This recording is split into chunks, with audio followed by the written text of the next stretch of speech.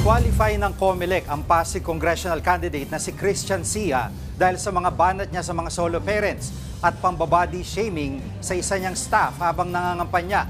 Pero ang kandidato umalma. Nasa frontline balitang yan si JC Cosico.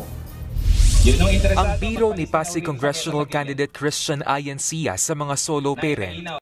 Ang mga solo parent na babae na nireregla pa, minsan sa isang taon, pwedeng sumiping ho sa akin. Pero lang ho, may asawa na ho ako. At ang hirit niya sa pangangatawan ng isang staff sa kampanya. Kahit ano ba itsura mo nung nakaraang 15 taon?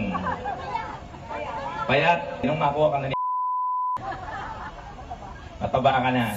Ang mga dahilan kung bakit dinisqualify siya ng second division ng COMELEC.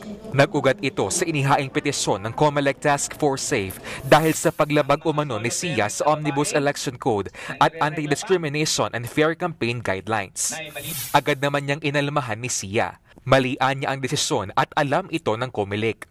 Giit niya si Pastor Apollo Kibuloy nga raw inaresto dahil sa rape, habang si Senator Bato de la Rosa may outstanding warrant niya para sa Oplantokhang, hindi naman na-disqualify dahil wala pang final conviction. Pero siya raw na nagbiro at walang ni-rape at pinatay, siya pang i-disqualify kahit wala raw na isang pangkaso laban sa kanya. Nanindigan si Sia na walang legal na basihan para siya i-disqualify. Ayon naman sa COMELEC, pwede pang umapela sa Sia. Meron pa siyang karapatan na mag-file ng motion for reconsideration. Hanggat walang pinal na desisyon, ang pangalan ay mananatili sa balota, ang tao ay maiboboto at maaari pong maproklama kung sakasakali kung walang pinal na desisyon laban po sa kanila.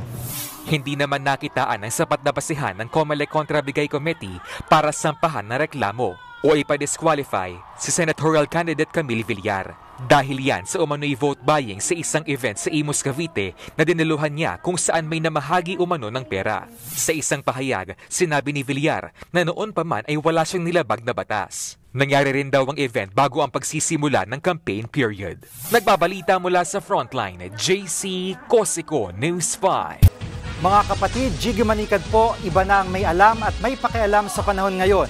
Para sa konkreto, kumpleto at komprehensibong balitaan sa Frontline, mag-follow at mag-subscribe sa social media pages ng News 5.